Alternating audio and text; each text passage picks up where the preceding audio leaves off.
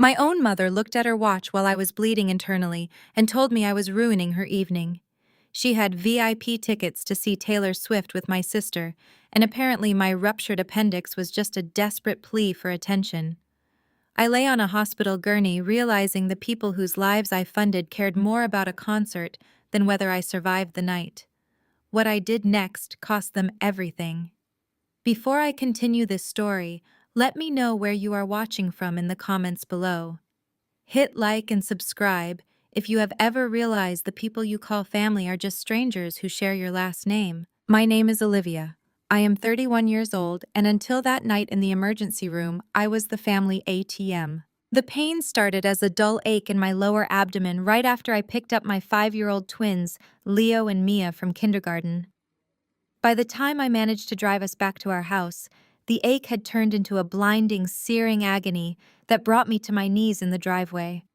I remember the terrified looks on my children's faces as I fumbled for my phone to call an ambulance.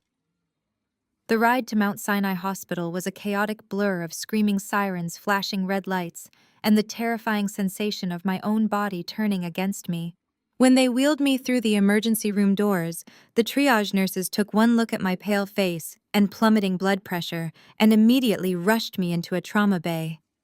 The fluorescent lights overhead buzzed with a sickening intensity.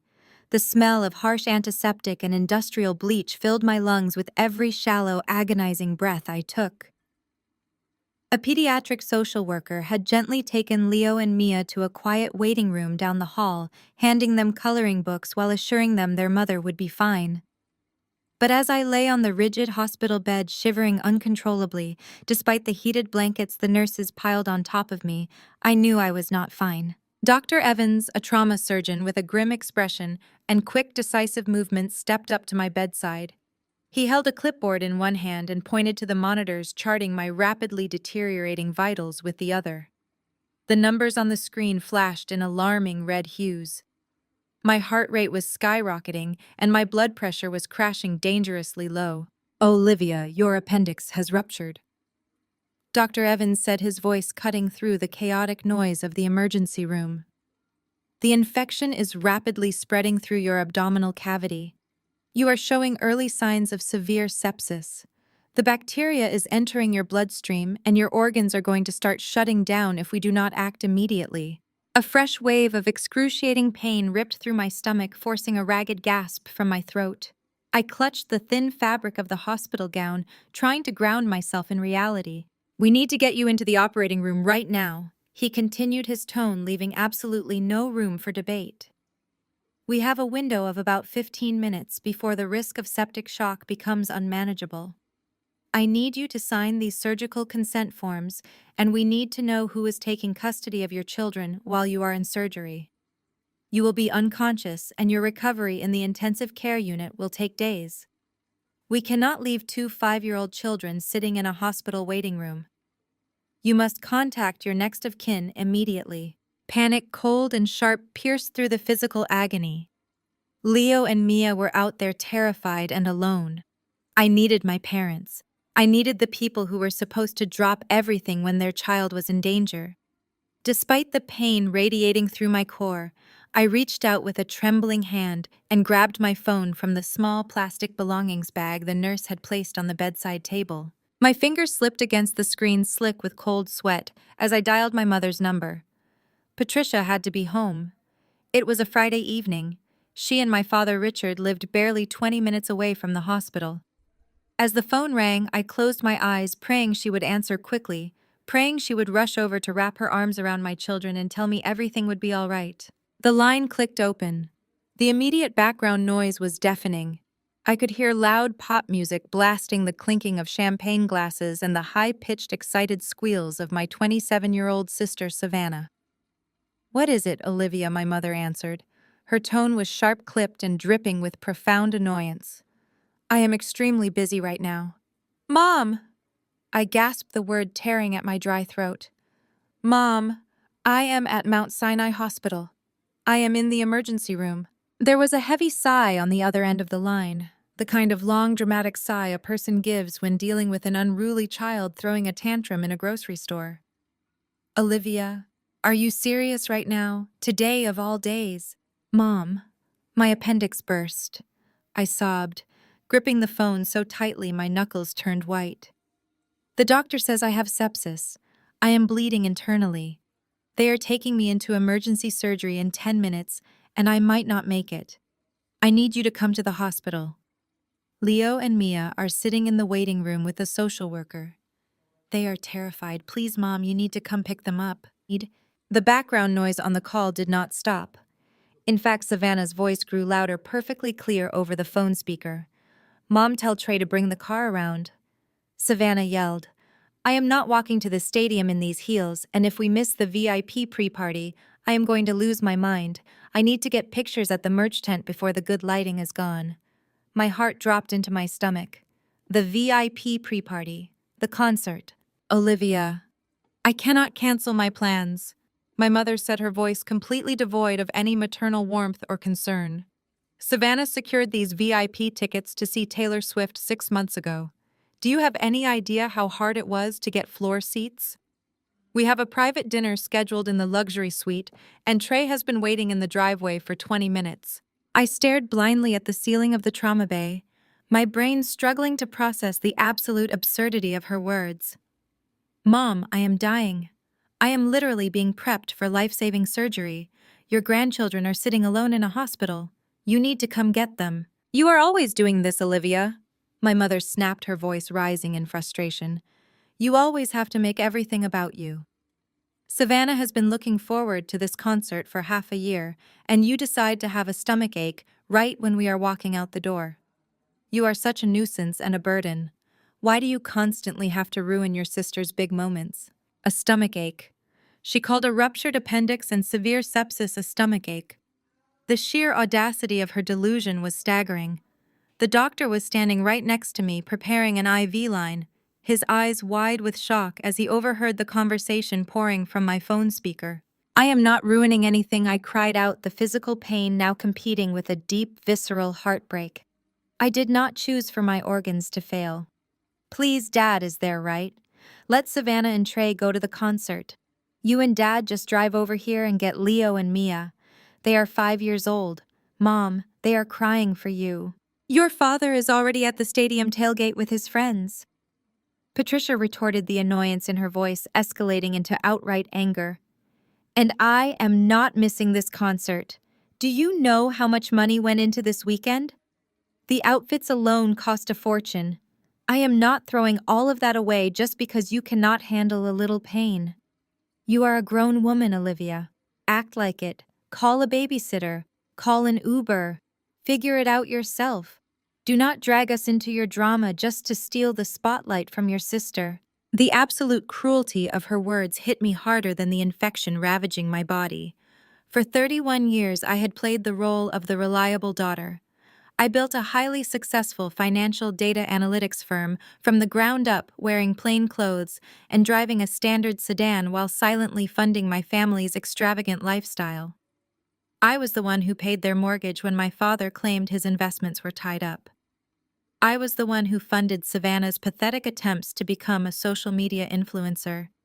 I bought the designer bags, the luxury vacations, the expensive dinners, all while they treated me like a boring, invisible workhorse whose only purpose was to sign the checks.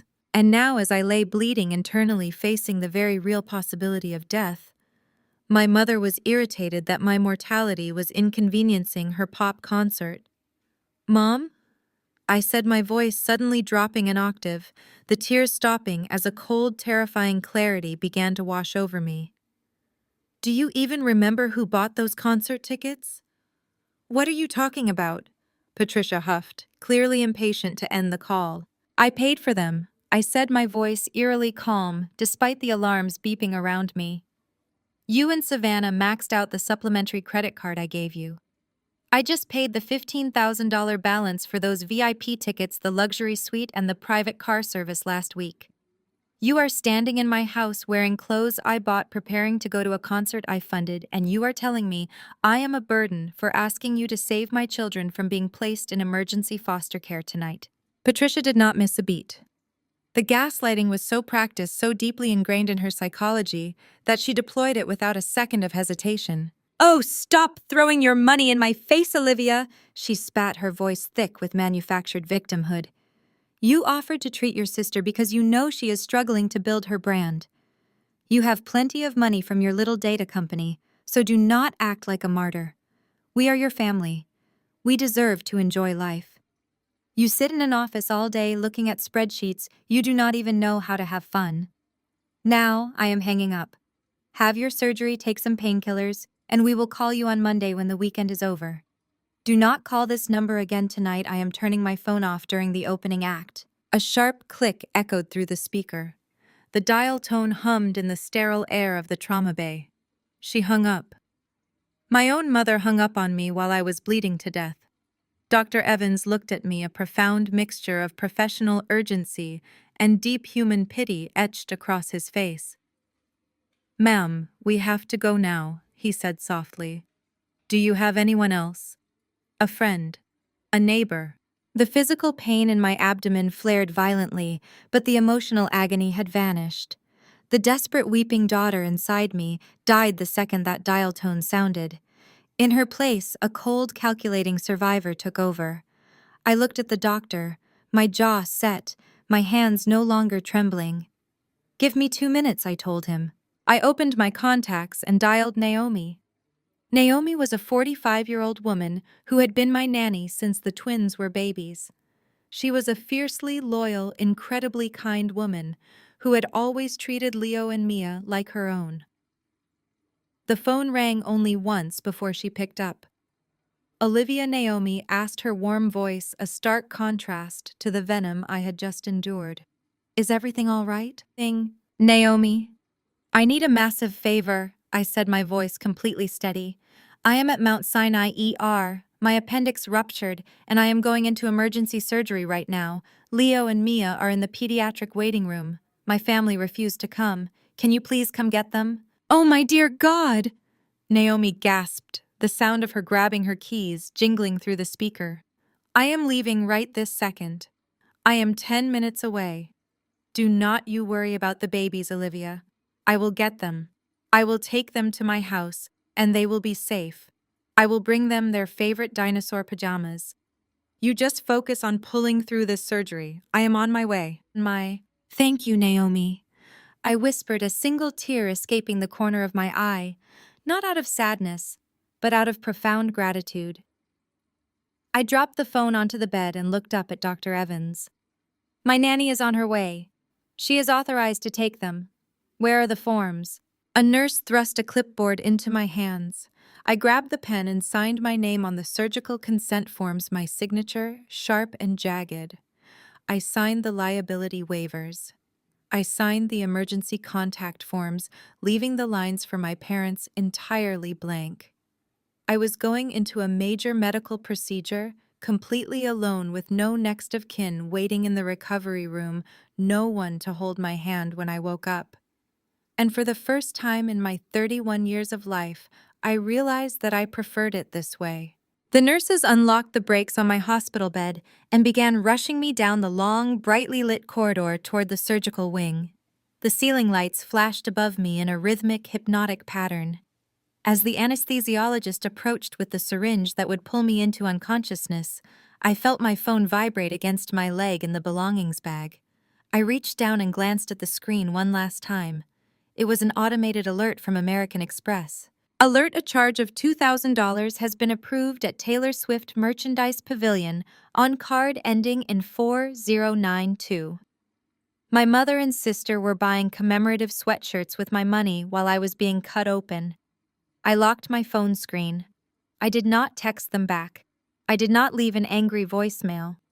I simply closed my eyes, let the heavy, numbing darkness of the anesthesia wash over my brain, and made a silent, ironclad promise to myself. When I wake up, they will have absolutely nothing. The harsh fluorescent lights of the intensive care unit pierced through my eyelids before I even registered the steady rhythm of the heart monitor. Waking up from an emergency laparotomy and sepsis protocol felt like being pulled from the bottom of a frozen ocean. My throat was raw from the intubation tube. A dull, throbbing heat radiated across my abdomen, firmly held together by surgical staples. A nurse stepped to my bedside, checking the monitors with a relieved smile. Welcome back, Olivia, she said, adjusting the IV drip taped to my bruised hand. You gave us quite a scare on Friday night. Friday night. My foggy brain calculated the timeline. I asked what day it was. It is Sunday morning, she replied gently. You have been heavily sedated. The infection was severe, but we got it under control. You are going to be fine. 2 whole days. I had been unconscious fighting a systemic infection for 48 hours. I asked the nurse for my belongings. She handed me the plastic bag containing my clothes and my phone. The battery was sitting at 20%. I unlocked the screen, expecting a barrage of panicked texts. Surely once the concert ended, reality had set in. Surely my mother had experienced a sliver of maternal guilt and called to see if her eldest daughter had survived the operating table. My lock screen showed exactly 0 missed calls from Patricia, 0 texts from my father Richard, 0 notifications from Savannah. There was only a text from Naomi. The twins are safe and happy. We made pancakes and built a fort in the living room. Rest and heal. We love you. I replied to Naomi with a quick note of immense gratitude. Then I opened my social media apps. If my family had not been trying to reach me, what exactly had they been doing? The algorithm answered my question instantly. Savannah's story was glowing at the top of my feed, updated merely hours ago. I tapped the glowing circle. A barrage of high-definition videos assaulted my eyes. Savannah and my mother were screaming the lyrics to pop songs from the luxury suite I paid for. The camera panned to a massive spread of catered food and premium liquor. Another tap. Savannah modeling an oversized tour hoodie, the caption reading, "Secured the bag at the merch tent. Best weekend ever with my favorite people." The sheer volume of merchandise piled on the suite's leather couch confirmed exactly where that $2,000 American Express charge had gone while I was bleeding internally. I kept tapping the screen. Saturday afternoon showed a video of clinking mimosa glasses at a rooftop brunch spot. Saturday night featured a carousel of photos from an obscenely expensive omakase steakhouse downtown. There was my father Richard laughing with a Wagyu steak on his plate. There was my mother Patricia holding a cocktail that I knew cost $40 a glass, and there was Savannah leaning against Trey. I paused on that specific photo. Trey, my 30-year-old brother-in-law, was the only one not smiling at the camera. He looked exhausted, staring off to the side, completely disconnected from the manufactured joy of the family dinner. Trey worked grueling hours in supply chain management. He grew up understanding the value of a dollar raised by a hardworking family who valued integrity. I often wondered how much he actually knew about where his wife's endless stream of luxury goods came from. Savannah always claimed she paid for her lifestyle through brand deals and her supposed social media career. I knew the truth. Her lifestyle was funded entirely by the joint account I foolishly allowed her to access for emergency family expenses. I locked my phone and let it rest on the stark white hospital blanket. There were no tears left to cry. The desperate yearning part of my soul that wanted a loving mother, a protective father, and a supportive sister had been surgically removed along with my ruptured appendix. They did not care if I lived or died. They only cared that my credit cards kept working. They spent my money while I was bleeding, and they spent my money while I was unconscious on a ventilator. I slowly propped myself up against the pillows, ignoring the sharp pull of my abdominal stitches. I did not feel like a victim anymore. I felt like a CEO who had just identified a massive bleeding liability on a balance sheet. And in business, when a liability threatens to sink the company, you do not cry about it. You cut it off. I reached for the small black overnight bag Naomi had brought to the hospital, along with my children's dinosaur pajamas. Inside, resting beneath a fresh set of clothes, was my laptop. It was a sleek, unassuming machine, but it held the keys to the kingdom. I pulled it out, resting it carefully on the tray table hovering over my lap. The hospital Wi-Fi was slow, but it would suffice for what I needed to do.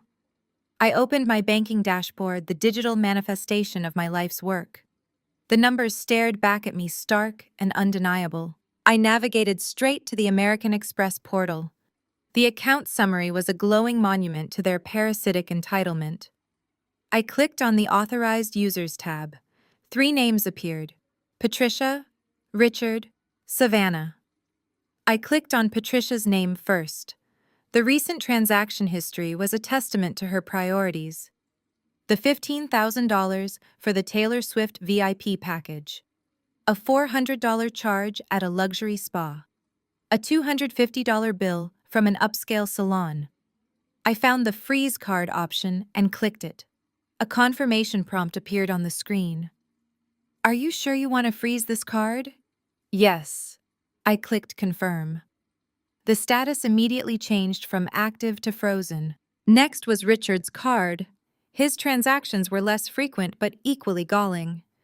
Greens fees at the exclusive country club, high-end golf equipment, expensive lunches with clients he claimed he was courting for a business venture that had yet to materialize. I selected his name, found the freeze card button, and clicked it with the same clinical precision. The confirmation prompt flashed and I confirmed. Frozen. Then came Savannah's card. The transactions on her account were a dizzying blur of vanity and excess. Designer boutiques, expensive cosmetics, ride-share services, despite having a car I had helped finance, and of course the $2,000 merch charge from the concert. I clicked freeze card and confirmed. Frozen. The supplementary American Express cards, the lifeblood of their curated social media existence, were now utterly useless pieces of plastic. I didn't stop there. I closed the American Express portal and opened my primary checking account. This was the account where I handled my core financial obligations, including the automatic transfers I had set up years ago. I navigated to the Scheduled Transfers section. There it was, the recurring monthly transfer of $4,500 to my parents' mortgage lender. I had taken over their mortgage payments 3 years ago when my father claimed a temporary cash flow issue. That temporary issue had conveniently stretched into a permanent arrangement, an unspoken expectation that I would simply keep a roof over their heads while they lived beyond their means. I selected the scheduled transfer. The system offered options to modify or cancel. I didn't hesitate. I clicked Cancel Transfer. A warning popped up reminding me that canceling this transfer would stop future payments. I clicked Confirm. The scheduled transfer vanished from the list. The financial umbilical cord to their sprawling suburban house was severed. Let them explain to the bank why the mortgage was suddenly delinquent. Finally, I turned my attention to the joint checking account I shared with Savannah. I had opened it when she started college, ostensibly for emergencies and living expenses. I had naively believed she would use it responsibly. Instead, it had become her personal slush fund, a well she dipped into whenever her influencer lifestyle demanded a fresh infusion of cash. I pulled up the transaction history. Over the past 2 years, the withdrawals were staggering. Thousands of dollars funneled into her personal accounts, justified by vague texts about unexpected expenses or brand investments. I looked at the current balance.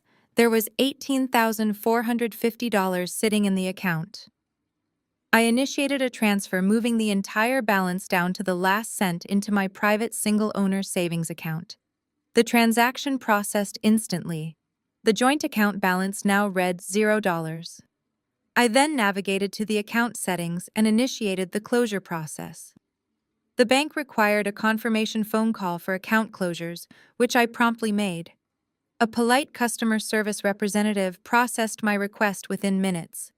The joint account was officially closed. I leaned back against the hospital pillows, the surgical pain momentarily eclipsed by a profound sense of empowerment. The execution of assets was complete. In less than 20 minutes, I had systematically dismantled the financial infrastructure that supported their parasitic lifestyle. I closed my laptop and slid it back into the bag. The silence in the hospital room was no longer oppressive. It was the sound of a slate being wiped clean. I had reclaimed my resources, and with them my autonomy. They had thought my money was an endless resource, a birthright they could exploit without consequence. They were about to discover the very real, very harsh consequences of their actions. The safety net was gone, and gravity was about to take over. Across Manhattan, the late Sunday morning sun streamed through the floor-to-ceiling windows of Laura, an impossibly exclusive brunch spot that catered to the city's elite. Savannah sat in a plush velvet booth, adjusting her oversized Chanel sunglasses while trying to find the perfect lighting for her plate of lobster Benedict and bottomless mimosas. She spent a full 5 minutes arranging her fork and champagne flute, completely ignoring the man sitting across from her. Trey quietly sipped his black coffee, rubbing the back of his neck. He looked entirely out of place amidst the gilded mirrors and marble tabletops. He wore a simple, well-fitted button-down shirt, his broad shoulders tense. Trey had grown up in a hard-working, blue-collar family in Atlanta. He understood the value of a dollar, having ground his way through college and into a demanding career in supply chain management. He had always been told that Savannah funded her extravagant lifestyle through her lucrative brand deals and social media sponsorships. He believed his wife was an independent, successful influencer. He had no idea her entire existence was subsidized by her older sister. "Can you move your arm?" Savannah snapped, waving her hand at Trey without looking up from her phone screen. "You are casting a shadow on my plate. I need to post this before the algorithm buries it. Everyone needs to see we are having the perfect recovery brunch after the concert." Trey sighed heavily and leaned back, pulling his arm away from the table. "You barely spoke to me all night, Savannah. You and your mom completely ignored me in that suite. I just stood in the corner while you two took hundreds of selfies." "Oh, do not start complaining now," Savannah replied, her thumbs flying across her screen as she typed out a caption. "You got to sit in a VIP suite that costs more than your car. You should be thanking me. Besides, my followers expect premium content." She tossed her phone onto the table, satisfied with her post, and finally took a bite of her cold food. The waiter, an impeccably dressed man with a starched white apron, approached their booth, holding a sleek black leather checkbook. He placed it gently near Savannah's elbow. "Thank you, sir," Trey said, reaching for his wallet. Savannah immediately slapped her hand over the leather booklet. "Put that away, Trey. I got this. The brand deals paid out this week, remember. I am treating my handsome husband." Trey offered a tight, appreciative smile, the tension in his shoulders easing just a fraction. He watched as Savannah casually pulled the Platinum American Express card from her Prada wallet and dropped it onto the tray.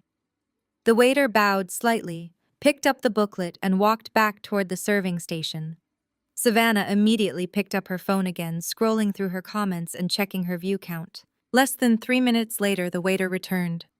His professional demeanor remained entirely intact, but there was a subtle, uncomfortable tightness around his eyes. He leaned down, lowering his voice so the neighboring tables would not hear. "Excuse me, ma'am," he murmured, placing the leather checkbook back on the table. "It appears your card has been declined. Would you happen to have another form of payment?" Savannah froze. She lowered her sunglasses, her eyes narrowing at the waiter as if he had just insulted her in a foreign language. "Declined. That is impossible. Run it again. Your machine must be broken. There is no limit on that card. I assure you, ma'am, our system is functioning perfectly," the waiter replied, maintaining his polite, even tone. "I ran the card twice. The issuer has placed a hard freeze on the account. It cannot be authorized." Savannah's face flushed a deep, angry red. Her manicured nails drummed furiously against the marble table. "Fine. Give it to me." She snatched the platinum card, shoved it back into her wallet, and pulled out her premium debit card, the one linked directly to the joint account she shared with Olivia. She practically threw it onto the tray. "Use this one," she commanded, her voice rising loud enough for a nearby couple to glance over. "And bring us another round of mimosas to make up for the inconvenience." The waiter took the card without a word and walked away. Trey frowned, leaning forward across the table. "Savannah, what is going on? Is there a problem with your accounts?" "It is just a stupid bank glitch," she hissed, aggressively adjusting her napkin. "Olivia's bank is always doing this. They probably flagged the concert merch purchases for fraud because I bought so much. It is so annoying. I have to deal with this administrative garbage on my weekend off." Before Trey could ask why Olivia's bank was involved with Savannah's money, the waiter returned. This time his posture was rigidly formal. He placed the debit card on the table. Ma'am, the terminal indicates that this account does not exist, the waiter said, his voice dropping to a harsh whisper. The bank says the account was closed entirely this morning. The total for your meal is $480. How would you like to settle this? Savannah stared at the debit card as if it had burst into flames. Closed, account closed. She grabbed her phone and desperately opened her banking app. Trey watched the color drain completely from her face. Her thumbs mashed the screen as she stared at the dashboard. The joint account, which had held nearly $20,000 yesterday, was simply gone. It did not show a zero balance. It was entirely erased from her profile. Trey quickly pulled out his own wallet, his face burning with profound embarrassment. He handed his personal Chase Sapphire card to the waiter. "Put it on this, please. I apologize for the confusion." The waiter took Trey's card with a quick nod and hurried away. Savannah Trey demanded, his voice low and dangerous. "Why is your card declining? Why does the waiter think your account is closed? I thought you said your brand deals just paid out." "It is!" Olivia Savannah shrieked, no longer caring who heard her. She slammed her hand against the table, rattling the silverware. "She is throwing a massive, pathetic tantrum because Mom and I went to the concert last night instead of holding her hand at the hospital. She actually froze my cards. She closed my account." Trey stared at his wife, a cold knot forming in his stomach. "What do you mean, her cards, Savannah? Whose money is in that account?" Savannah completely ignored his question. She pulled up her text messages, her fingers flying across the digital keyboard with furious, entitled rage. She did not ask if her sister had survived the surgery. She did not ask how the twins were doing. She typed out a barrage of venomous demands. "Olivia, what the hell is wrong with you? Turn my cards back on right now," she typed, hitting send so hard her phone shook. "I am sitting at Laura looking like an absolute idiot because you decided to be petty. You are ruining my entire weekend. Unfreeze the Amex immediately. I have a nail appointment in an hour, and I am not paying out of pocket for a fresh set. You are being completely ridiculous about this hospital thing. Grow up and fix the glitch." She hit send again and again, firing off paragraph after paragraph of pure, unadulterated narcissism. Trey watched her, the heavy realization slowly washing over him that the woman he married might not be the independent entrepreneur she claimed to be. "Fix it now," Olivia Savannah typed one final time, her eyes blazing with fury. "Do not make me call Mom." My phone buzzed continuously against the plastic hospital tray table. I watched the frantic text bubbles populate the screen, each one a desperate gasp for the financial oxygen I had just permanently cut off. Savannah was unraveling in real time, threatening to unleash our mother, as if that held any power over me anymore. I picked up the device, my bruised thumb hovering over the digital keyboard. I did not type out a long explanation. I did not demand an apology for being abandoned to die while they sang along at a stadium. I simply typed a single absolute sentence. "Account closed, cards canceled, do not ever contact me again." I hit send. Before Savannah could fire back another barrage of entitled rage, I blocked her number. I navigated to my mother's contact and pressed block. I did the exact same for my father. With a final swipe, I turned my phone completely off, letting it drop back into the overnight bag. The silence that followed in my hospital room was not empty. It was the heavy, beautiful sound of true peace. The next 3 weeks moved with a steady healing rhythm. Dr. Evans discharged me 5 days later, and Naomi brought me home to the twins. My physical recovery was slow, marked by strict rest antibiotics, and the tender, chaotic love of 2 5-year-olds who drew colorful dinosaurs to protect my surgical wounds. Naomi proved to be the family I actually needed, managing the household flawlessly while I directed my data analytics firm from the comfort of my living room sofa. From my biological family, there was nothing but dead, absolute silence. I knew they could not reach my cell phone, but they also made zero effort to show up at my house during those initial weeks. There were no flowers left on the porch, no handwritten letters, no desperate attempts to verify if I was even still breathing. They were likely too busy drowning in the sudden crushing reality of their own financial ruin. Without my automatic transfers, the mortgage on their sprawling suburban fortress would have quickly hit a grace period, followed inevitably by harsh delinquency notices from the bank. Savannah would be discovering the hard way that luxury nail appointments and premium brunches required actual labor to fund. They were stewing in their own toxic outrage, waiting for me to break first. They assumed the obedient, desperate daughter would eventually come crawling back with an open checkbook to beg for their forgiveness. But the obedient daughter was dead buried somewhere in the Mount Sinai surgical ward. By the end of the third week, my surgical staples were removed, my energy had fully returned, and I was officially cleared by my doctors to resume normal life. I was sitting in my dimly lit home office late on a Friday night, reviewing a quarterly projection report while the twins slept soundly upstairs. The digital clock on my desk glowed bright red, reading exactly midnight. Then the quiet of the house shattered. A violent, aggressive pounding echoed from my front entryway. It was not a polite knock. It was the frantic, heavy impact of fists hammering against solid oak, accompanied by muffled, angry shouting from the porch. The safety net was gone. Gravity had finally done its job and they had arrived. I did not flinch. I calmly saved my projection report, closed my laptop, and stood up from my desk. A slight dull ache pulled at my abdominal muscles, a fading reminder of the surgical staples that had held me together, but my posture remained perfectly straight. I walked out of my office and moved down the hallway toward the front door. The pounding continued, growing more frantic, accompanied by the muffled sound of my father's heavy voice demanding I open up. I tapped the screen of my smart home security panel mounted on the wall. The night vision camera displayed the chaotic scene on my front porch. Richard was red in the face, his fist raised to strike the wood again. Patricia stood right behind him, her arms crossed tightly over her expensive cashmere wrap, her lips pursed in absolute fury. Savannah was pacing back and forth, furiously tapping at her dead smartphone, while Trey stood a few feet back on the steps, his hands shoved deep into his jacket pockets, looking entirely uncomfortable and exhausted. I unlocked the deadbolt and pulled the heavy oak door open.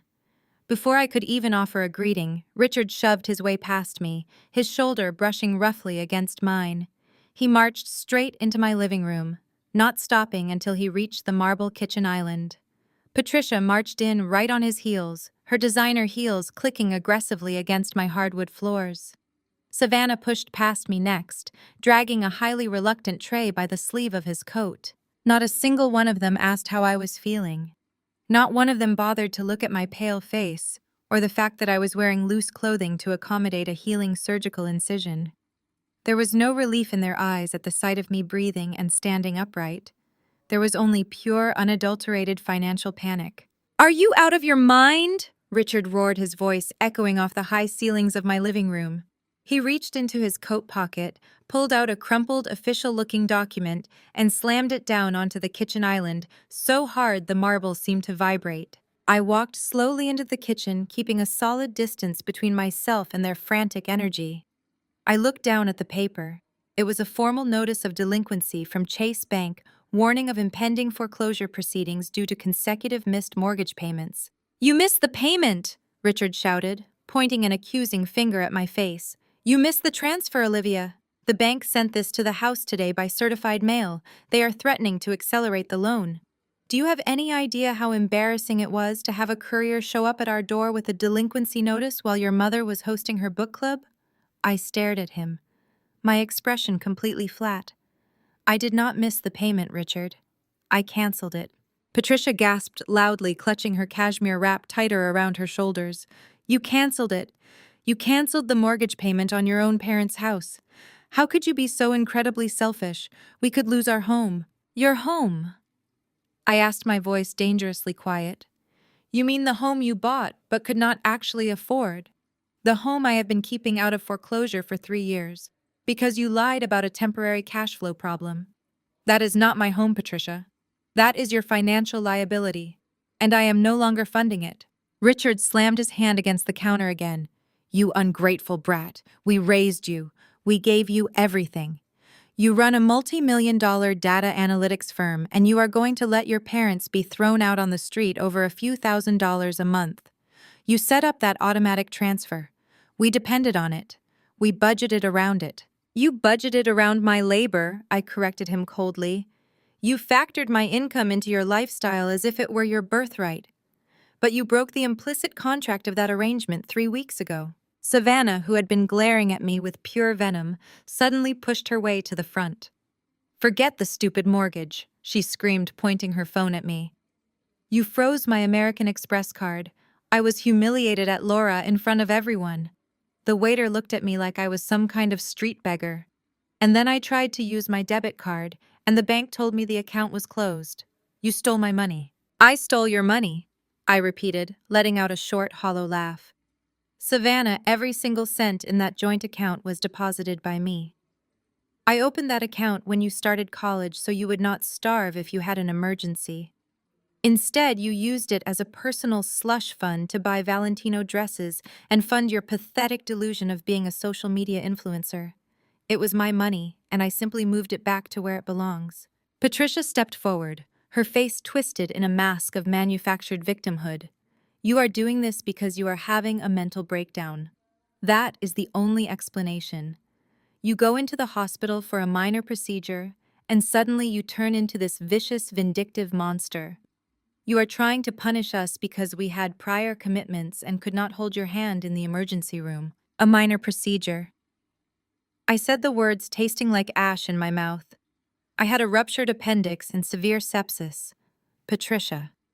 I was bleeding internally. The doctors gave me 15 minutes before the infection became fatal. I had to sign my own surgical consent forms, while my 5-year-old children sat terrified in a waiting room because you could not be bothered to miss the opening act of a pop concert. You are standing here right now. Are you not? Savannah scoffed, rolling her eyes in absolute disgust. You did not die, Olivia. You are totally fine. You are just using this whole hospital drama as an excuse to be a cheap, manipulative control freak. You just want to ruin my life because you are jealous of me. Turn the cards back on right now. My car payment is tied to that account, and they are threatening to repossess my Range Rover. I looked at the three of them. My father sweating and panicking over a bank notice. My mother entirely dismissing my near-death experience as a theatrical tantrum. My sister outraged that her luxury SUV might be taken away because the endless stream of free cash had finally run dry. They did not see a daughter or a sister. They saw a broken ATM machine and they were pounding on the glass, demanding it dispense their cash. Your car is going to be repossessed, I said, looking directly into Savannah's eyes.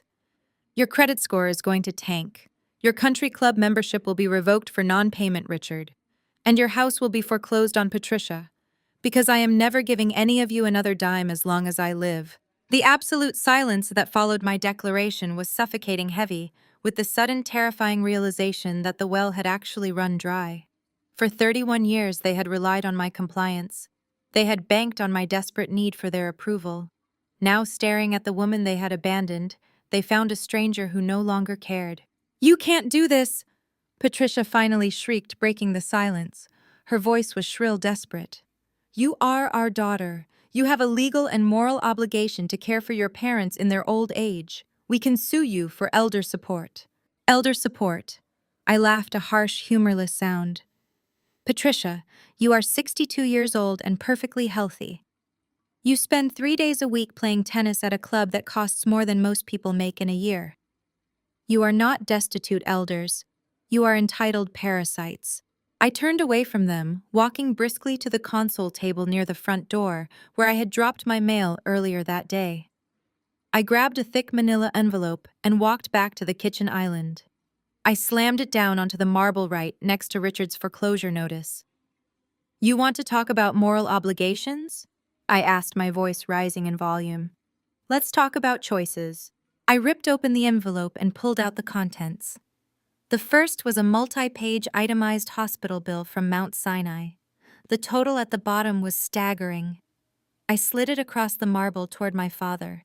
That is the cost of saving my life, I said, pointing to the final number.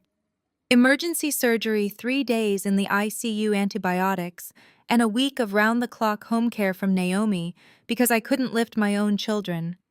I paid that out of pocket because the insurance coverage hasn't processed yet. I paid for my own survival while you three were busy partying. Patricia scoffed, waving her hand dismissively. Oh, stop waving bills in our faces. We know you have the money, Olivia. You run a tech company. You're not going to go bankrupt over a hospital stay. That's not the point, and you know it, I snapped. I reached into the envelope again and pulled out the second stack of papers. The American Express statements. I threw them onto the counter right in front of Savannah. This, I said, my voice shaking with cold fury, is what you chose over me. Savannah looked down at the highlighted lines on the statement. The $15,000 for the VIP tickets, the $400 spa treatment, the $2,000 at the merchandise tent. You bought commemorative hoodies while I was on a ventilator, I yelled, finally letting the raw anger breach my calm facade. You spent my money from an account I funded to buy souvenirs while the doctors were literally trying to keep my organs from shutting down. Patricia's eyes darted frantically around the room, searching for an escape route, an excuse, anything to regain control of the narrative. Her face morphed instantly into an expression of profound theatrical sorrow. Richard, do you hear her? Patricia cried, clutching her husband's arm. Do you hear how paranoid she sounds? She's completely disconnected from reality. She turned back to me, her voice dripping with toxic, manufactured pity. Oh, Olivia, honey, we were right to be concerned. The doctors warned us this might happen. I stared at her, completely bewildered by the sudden shift in tactics. What are you talking about? The anesthesia, Patricia said, shaking her head sadly. It's known to cause severe cognitive impairment and emotional instability in some patients. You've clearly suffered some kind of psychological break. You're hallucinating these extreme scenarios where we abandoned you. You're paranoid, honey. You're lashing out because you're unwell. The sheer audacity of her gaslighting left me momentarily speechless. She was attempting to rewrite history in real time, trying to convince me and anyone else listening that my memories of their cruelty were simply the delusions of a sick mind. I am not unstable, Patricia, I said, my voice deadly calm. I have the hospital records. I have the credit card statements. I have the time-stamped text messages where you explicitly told me you wouldn't miss a concert to come to the ER. You cannot gaslight your way out of this. You see, Patricia said, turning to Savannah and Trey, she's obsessed with these receipts. She's building these elaborate conspiracy theories. Olivia, you need professional help. You need a psychiatrist, not a bank statement. Savannah eagerly seized on this new narrative. Mom's right, she chimed in, stepping closer to Patricia. You've been acting crazy since you got out of the hospital. You're totally paranoid. You shut off all our cards without even talking to us first. That's not normal behavior, Olivia. You're literally having a mental breakdown. They were closing ranks, forming a united front of delusion. They were perfectly willing to brand me as insane if it meant protecting their access to my wealth. They would have me committed if it meant regaining control of the American Express accounts. You're both pathetic, I said, my voice echoing in the large room. You can't even take responsibility for your own actions when the evidence is sitting right in front of you. We didn't do anything wrong, Richard yelled, his face turning an alarming shade of purple. We had prior commitments. We couldn't just drop everything and ruin a weekend that cost thousands of dollars because you had a stomach ache. A stomach ache, I screamed, the last shred of my restraint vanishing. I almost died, Richard. The surgeon said 15 more minutes and the sepsis would have been irreversible. You chose a concert over your daughter's life, and now you have the nerve to stand in my house and demand I pay your mortgage. I grabbed the foreclosure notice and shoved it toward his chest. You are broke because you are irresponsible. You are losing your house because you chose to live a life you couldn't afford. And you are losing me because you are terrible, selfish parents. I turned to Savannah. And you are losing your car, your luxury brunch, and your entire fake influencer lifestyle because you are nothing but a parasite who has been draining my accounts for years. The room was vibrating with tension. Richard was breathing heavily, his fists clenched at his sides. Patricia was staring at me with pure hatred, the mask of the concerned mother completely obliterated. Savannah was trembling with fury, clutching her useless Prada wallet. They had pushed me to the absolute edge, expecting me to break, expecting me to yield to their demands and their delusions. But they had miscalculated. The woman they had pushed wasn't the desperate, compliant daughter they knew. That woman was gone. Get out, I said, my voice a quiet, lethal command. Get out of my house and never come back. Trey stepped forward, breaking his silence. He moved to stand directly in front of Savannah, shielding her with his broad frame. He held his hands up in a placating gesture, wearing the exhausted expression of a man trying to de-escalate a hysterical family feud. Olivia, look, I get it, Trey said, his deep voice attempting to project reason into the chaotic room. What happened on Friday was messed up.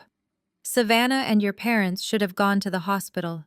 I told Savannah we should leave the concert when you called, but they insisted you were just being dramatic. I am sorry I did not push harder, but throwing everyone out on the street and freezing Savannah's bank accounts is going way too far. Her bank accounts, I asked, tilting my head slightly. Yes, her accounts, Trey said, his brow furrowing in confusion. Savannah works hard for her money. She spends hours setting up those brand deals and negotiating sponsorships. You locking her out of her own earnings just to punish her for a mistake is petty. We had to put our brunch on my credit card today because she was literally left with nothing. You need to turn her access back on. I stared at Trey.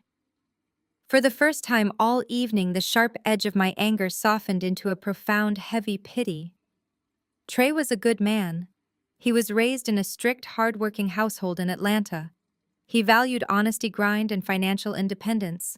He proudly drove a 5-year-old Honda Accord while his wife drove a brand-new Range Rover, believing completely that she had earned every luxury she flaunted. Trey, I said, my voice dropping to a calm, almost gentle register. Savannah does not have any brand deals. What are you talking about? Trey asked, glancing back at his wife. Savannah suddenly grabbed Trey's bicep, her manicured nails digging into his jacket. Trey, do not listen to her. She is lying. Let us just go. We do not need to stand here and take this abuse. No, let us stay, I said, picking up a second, much thicker manila folder I had left on the kitchen island, because Trey deserves to know exactly who he is married to. I pulled out a stack of high-quality glossy paper statements. They were the detailed transaction logs for the joint account Savannah treated as her personal treasury. I walked around the island and handed the stack directly to Trey. He took them hesitantly, his eyes darting between my calm expression and Savannah's suddenly panicked face. Look at the name on the top left corner of the first statement, Trey, I instructed. It says Olivia and Savannah Joint. Checking. Trey read slowly, his voice laced with growing confusion. Now look at the deposit history. For the last 24 months, I continued, pointing to the summary section on the page. Trey scanned the columns. He frowned, his eyes narrowing as he read the data. There are no deposits from any marketing agencies, just payroll transfers from your data analytics firm. Exactly, I said. Every single dollar in that account was deposited by me. I set it up when she was an undergraduate to pay for her textbooks and emergency car repairs. I left it open because she convinced me she needed a safety net while she got her influencer career off the ground. I took a step back, letting the reality of the documents sink in. Your wife has 0 brand deals, Trey. She has 0 sponsorships. She makes absolutely no income from her social media accounts. Every designer bag, every luxury vacation, every single pair of shoes she has bought since the day you married her was paid for with my money. Savannah lunged forward, trying to snatch the papers out of Trey's hands. Give me those. She fabricated them. She is a tech CEO. Trey, she knows how to fake a bank statement. Trey pulled his arms back, holding the documents out of her reach. His eyes were wide, scanning the highlighted lines I had prepared earlier that afternoon. He ignored Savannah's shrieks entirely, his focus locked on the undeniable financial ledger of his marriage. Wait, Trey muttered, his voice barely a whisper. He pointed to a transaction from 6 months ago. A charge for $3,000 at a boutique in Paris. Savannah, you told me that was a sponsored trip. You told me the brand paid for your wardrobe. Savannah's face drained of color. She looked at our mother for help, but Patricia was staring at the floor, suddenly acutely aware of how dangerous this conversation had become. Trey, baby, I can explain. Savannah stammered, her voice shaking violently. It was in advance. I knew a deal was coming through, so I just borrowed some money from the emergency account. Olivia always said I could use it. I said you could use it for emergencies, I corrected her loudly. A Chanel handbag is not a medical emergency. Savannah, an $8,000 Valentino dress is not a life or death crisis.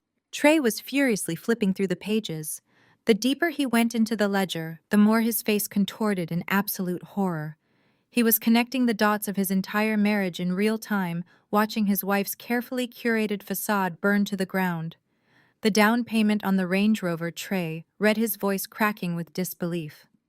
$12,000 transferred directly to the dealership. You told me you saved up for a year from your affiliate links. I did. Savannah shrieked, tears finally spilling over her heavy mascara. I just needed a little help to cover the taxes and fees. Look at the date, Trey, I said quietly.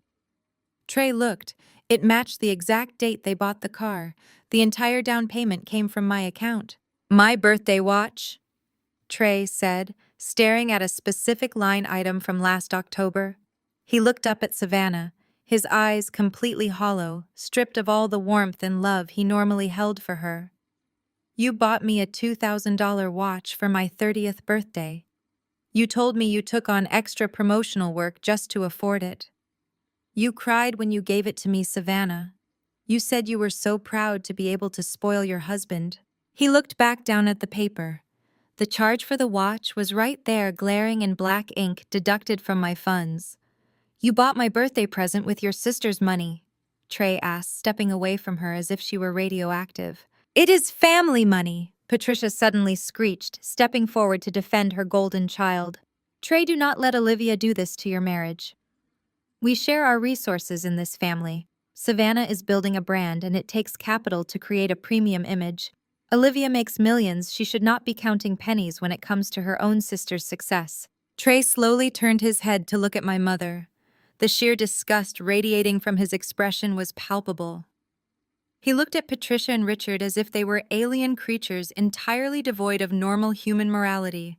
She stole $40,000, Trey said, his voice dropping to a dangerous, gravelly timbre. I work 50 hours a week managing warehouse logistics, just to make sure we hit our savings goals. I drive a car with 100,000 miles on it, because my wife told me she needed a luxury SUV to maintain her professional image. I have been eating leftover chicken and rice in the break room for 2 years to support an entrepreneur who is actually just a thief. I am not a thief, Savannah sobbed, trying to grab Trey's arm again. I am your wife. I did it for us. I wanted us to look good. I wanted you to be proud of me. Trey violently yanked his arm out of her grasp. Proud of you. You lied to my face every single day since we got married. Every time you showed me a new dress, every time you bragged about a successful collaboration, you were looking me right in the eyes and lying. Trey, please, Savannah begged, her perfectly curated aesthetic completely collapsing into a messy, hysterical panic. Olivia is just trying to destroy us because she is miserable and alone. Do not let her win. She did not do this, Trey said, waving the bank statements in Savannah's face.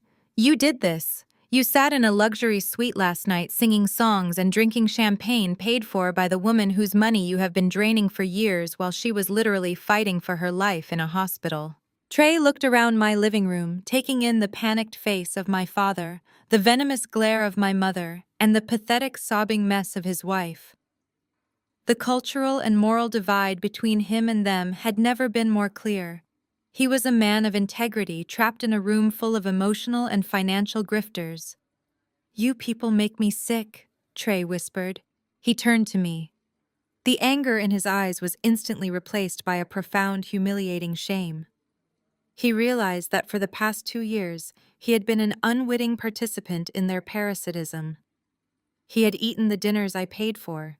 He had worn the gifts I unknowingly funded.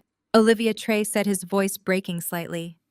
I swear to God I had no idea. I thought she was running a business. I thought she was independent. If I had known she was taking your money, I would have never let her buy any of this. I know, Trey, I said softly. You are the only person in this room who actually understands the value of hard work. That is why I had to show you the truth. Trey nodded slowly. He carefully placed the bank statements back onto the kitchen island, treating them like toxic waste. He did not look at Savannah again. He did not look at Richard or Patricia. He simply zipped up his jacket and turned toward the front door. Trey. Where are you going? Savannah screamed, running after him. You cannot just walk out. We drove here together. Trey stopped with his hand on the doorknob. He did not turn around to face her. I am taking a cab, Trey said coldly. You can figure out your own ride home, assuming you have any money left to pay for it. He opened the door and walked out into the cold night air, letting the heavy oak door slam shut behind him. The echo of the slamming door rang through the house, marking the exact moment Savannah's marriage shattered into a million irreparable pieces. Savannah let out a guttural, jagged wail the second the door clicked shut. She crumpled to the hardwood floor, sobbing over her shattered marriage and her canceled credit cards. Patricia immediately dropped to her knees beside her golden child, wrapping her arms around Savannah, while shooting a look of pure, unadulterated venom in my direction. You destroyed her life, Patricia shrieked, her voice cracking with desperation. Are you happy now? You chased away her husband. Savannah chased him away the minute she started stealing to fund a fake life. I replied, my voice completely drained of emotion. Now pick up your daughter, take your husband, grab your foreclosure notice, and get off my property. If any of you ever set foot on my porch again, I will have you arrested for trespassing. Richard did not argue. The fight had completely left his body. The terrifying reality of his impending financial ruin had paralyzed him. He grabbed Patricia by the arm, hauling her upward, and then practically dragged a weeping Savannah toward the exit. They stumbled out into the cold night, a pathetic, chaotic portrait of ruined narcissists. I engaged the deadbolt, turned off the porch light, and went upstairs to sleep. The next morning, I woke up feeling lighter than I had in 3 decades. I poured a cup of black coffee and leaned against the kitchen counter, watching Leo and Mia eat their cereal while Naomi braided Mia's hair. The toxic rot that had infected my life was finally gone. At precisely 9 o'clock, the doorbell rang. I checked the smart panel, expecting to see a desperate Richard returning to beg for a loan. Instead, a uniformed courier stood on the porch holding a thick, cream-colored envelope.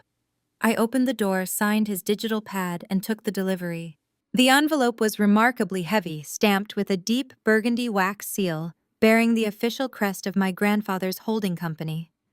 Theodore was an 82-year-old self-made billionaire, a man of terrifyingly sharp observation who ruled his estate in upstate New York with an iron fist. Patricia had been bragging for months about the upcoming 50th anniversary gala of his corporate empire. She had loudly complained at family dinners that I was too busy and too socially awkward to attend, effectively gatekeeping my relationship with him. She fed him lies about my supposed chaotic lifestyle to ensure Savannah remained positioned as the perfect radiant heiress. I broke the wax seal and pulled out the premium cardstock. The gold foil calligraphy formally invited the bearer to the most exclusive society event of the decade. But it was the handwritten note at the bottom, penned in Theodore's unmistakable jagged cursive, that made my heart race. To Olivia, Leo, and Mia. A family empire requires actual strength, not borrowed fabric. Wear something spectacular. I expect to see you in the front row. A cold thrill washed over me. He knew. Somehow the old man knew exactly what had been happening. Patricia had undoubtedly told him I was too mentally unstable from my surgery to attend, trying to block me from the exact event where Theodore was expected to announce the transfer of a $10 million land trust. She wanted the spotlight entirely for herself and her newly single golden child. But Theodore had bypassed her blockade completely. I looked down at the golden ticket in my hands, a slow, dangerous smile spreading across my face. Patricia thought the war was just about her mortgage. She had no idea her public execution was already scheduled for next Saturday night. The following Saturday evening arrived with a crisp autumnal chill across upstate New York. The sprawling grounds of my grandfather Theodore's estate were illuminated by hundreds of floating lanterns, casting a golden glow over the massive stone facade. A line of chauffeured Bentleys and Maybachs crawled along the circular driveway. For years I had attended these family functions, dressed in practical muted colors, perfectly playing the role of the invisible workhorse. Tonight was different. Theodore had explicitly requested strength, and I intended to deliver. I stepped out of my hired black car wearing a custom-tailored emerald green silk gown that moved like liquid glass. My hair was swept into a sharp, elegant twist, and a pair of diamond drop earrings framed my face. The subtle pull of my surgical scar was barely noticeable beneath the structured bodice of the dress. I did not look like a single mother recovering from sepsis.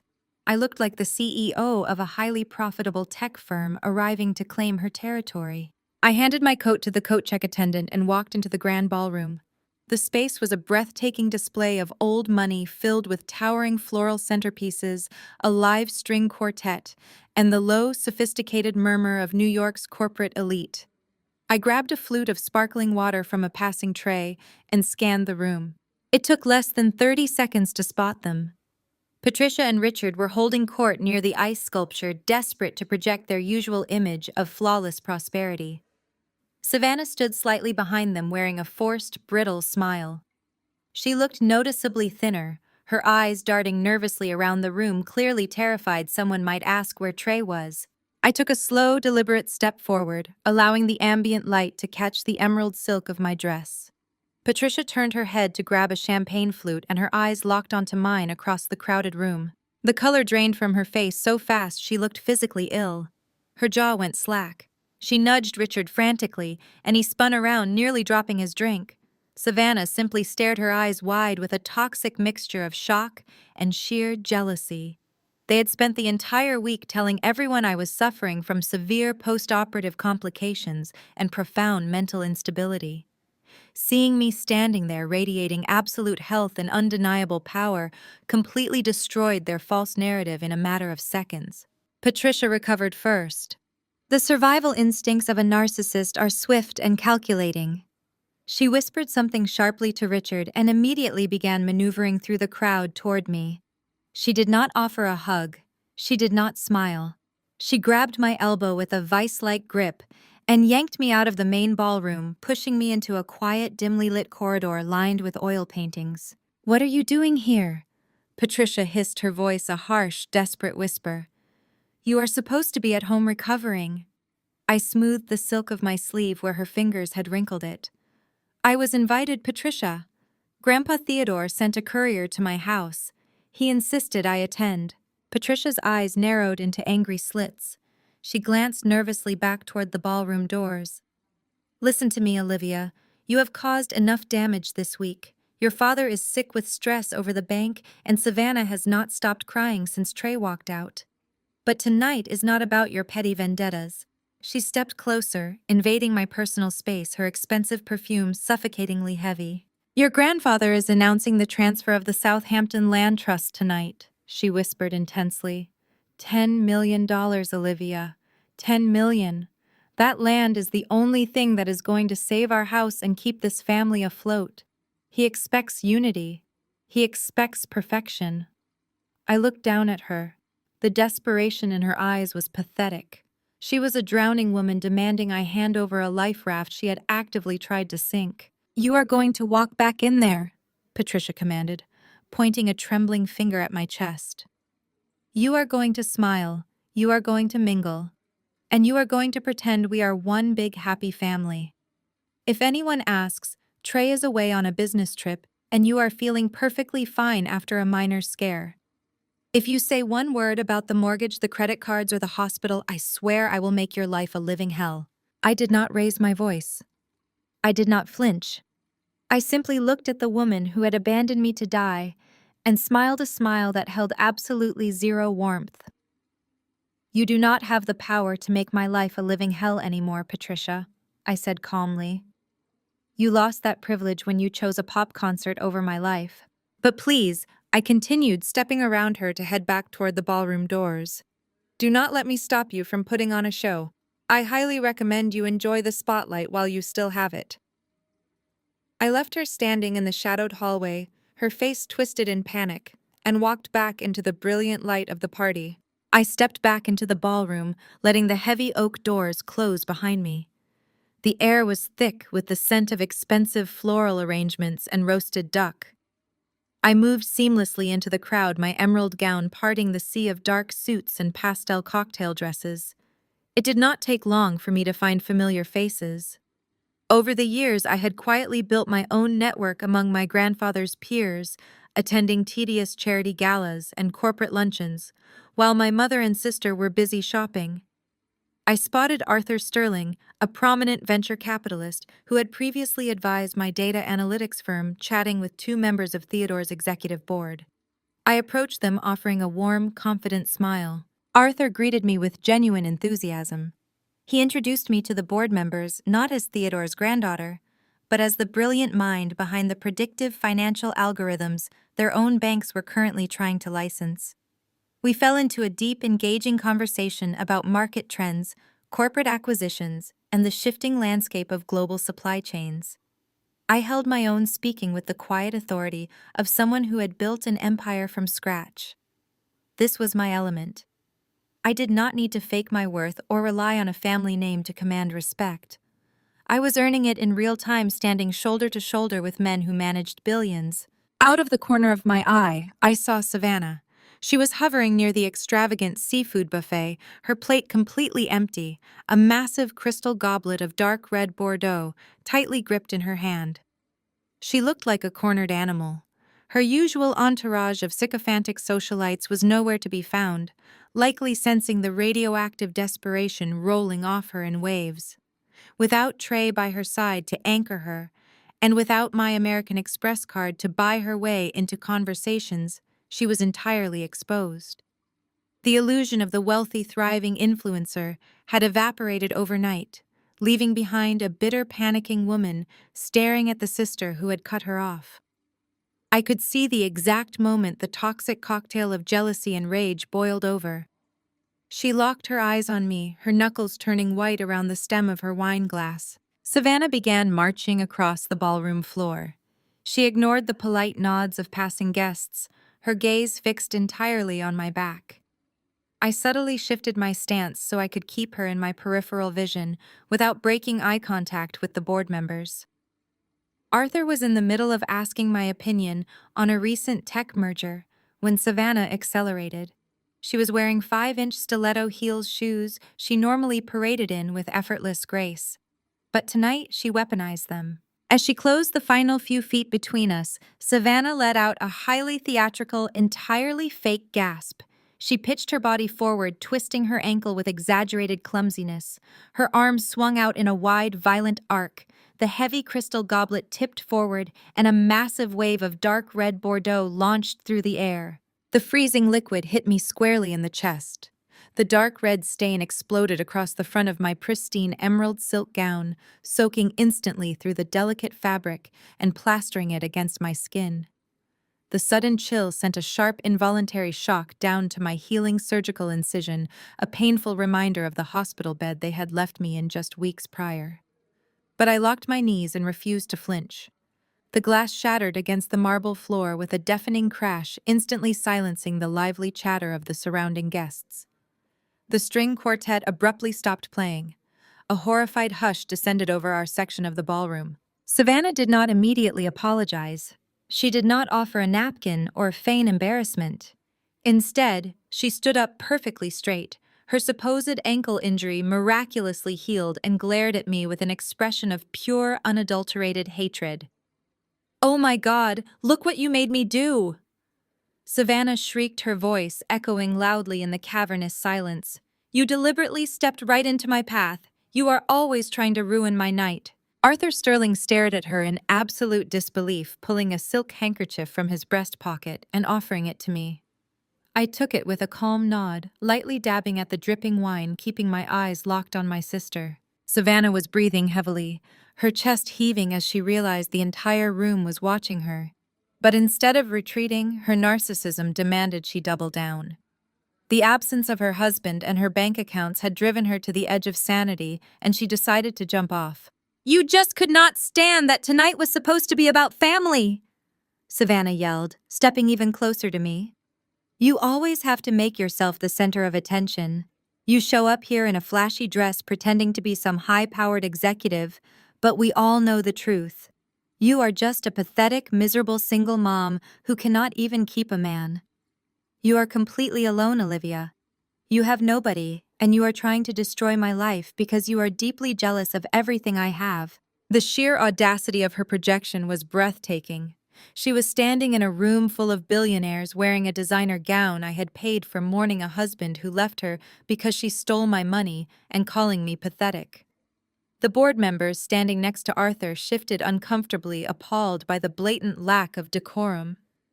A few guests gasped at the cruelty of her words.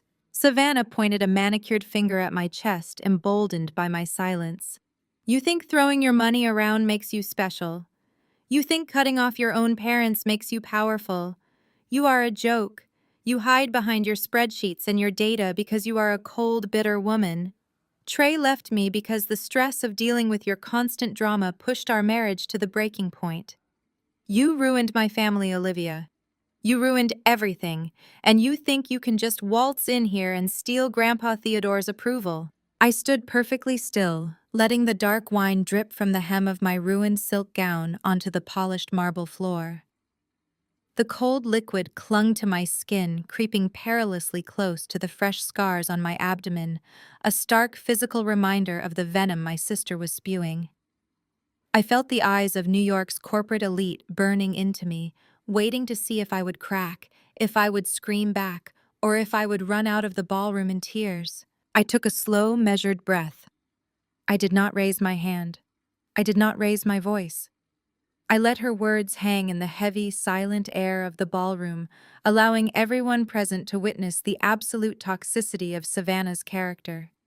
She had handed me the exact weapon I needed, and she had done it on the most public stage imaginable. My silence was not submission. It was a loaded gun, and I was simply waiting for the perfect moment to pull the trigger. I handed the ruined, wine-soaked silk handkerchief back to Arthur Sterling with a polite nod of gratitude. He took it, his eyes fixed on Savannah with an expression of profound distaste. The silence in the ballroom was absolute. Hundreds of the most powerful people in New York were holding their breath, waiting for my reaction. Savannah stood panting, her chest heaving, expecting me to scream, to cry, or to flee the room in humiliation. She wanted a screaming match. She wanted me to stoop to her level and validate her hysterical performance. I did not give her the satisfaction. Instead, I took a slow, deliberate step forward. The sound of my heels echoed sharply against the marble floor. I looked Savannah directly in the eyes. My voice, when I finally spoke, was not a yell. It was a perfectly modulated, icy calm that carried effortlessly across the quiet room. "Are you finished?" I asked. Savannah blinked, momentarily derailed by my lack of outrage. She opened her mouth to launch another insult, but I raised a single hand, silencing her instantly. "You called me a pathetic single mother," I said, my voice echoing clearly for the board members and venture capitalists to hear. "You are right about one thing. I am a single mother. I raised two beautiful children entirely on my own. And while I was raising them, I also built a financial analytics firm that handles data for half the people standing in this room. I secure my own contracts. I pay my own bills.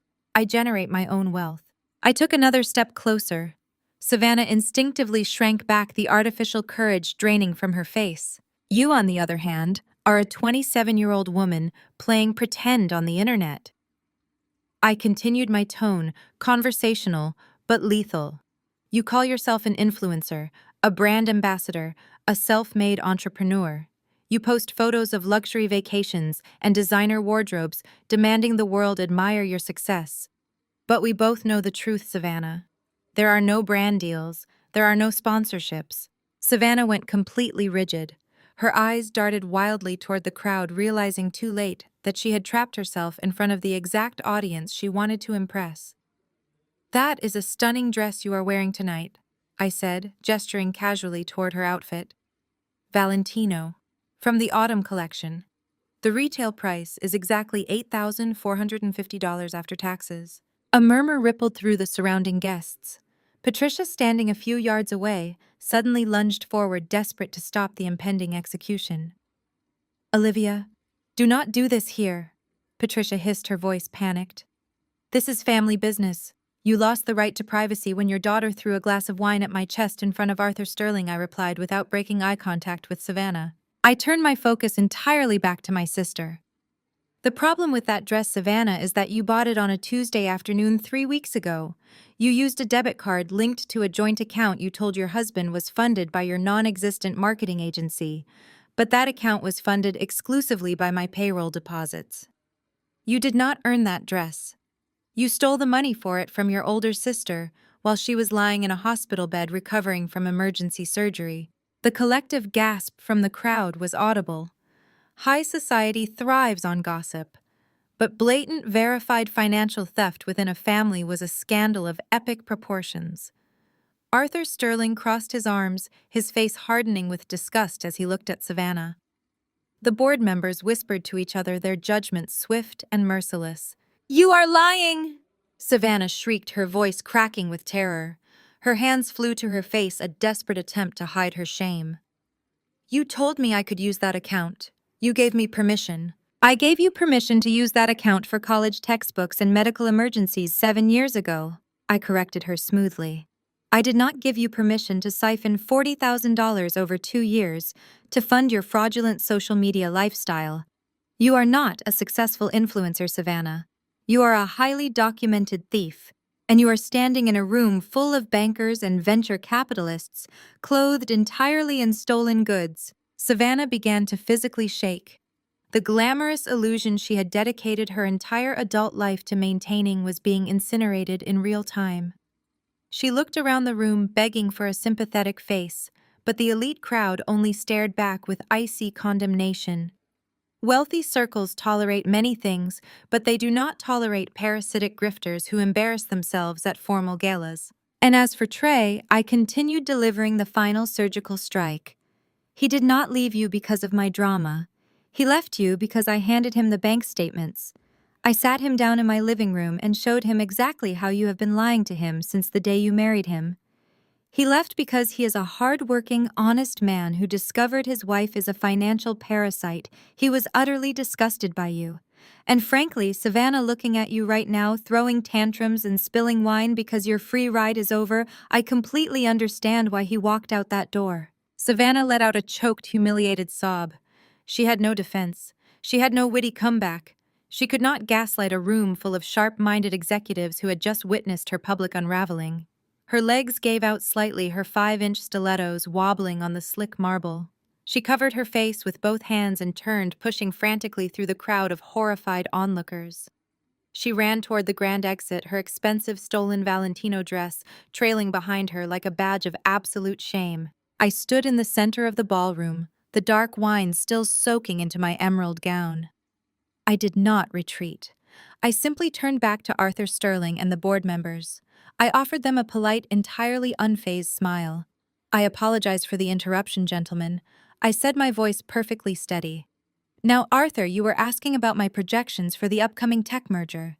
I believe the data points to a significant shift in the fourth quarter." Arthur Sterling let out a low, appreciative chuckle.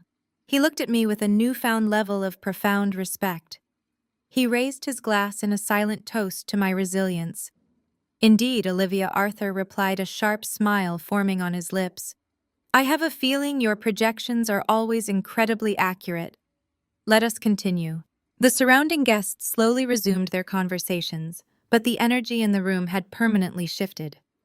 I had not just survived Savannah's sabotage, I had weaponized it, cementing my reputation as a woman who could not be rattled, intimidated, or broken. I was standing in a ruined dress, but I had never looked more powerful. Patricia watched me from the sidelines, her face ashen, realizing she had entirely lost control of the narrative. Her golden child was ruined, and the daughter she had thrown away now commanded the respect of the most powerful people in the room. And the night was only just beginning.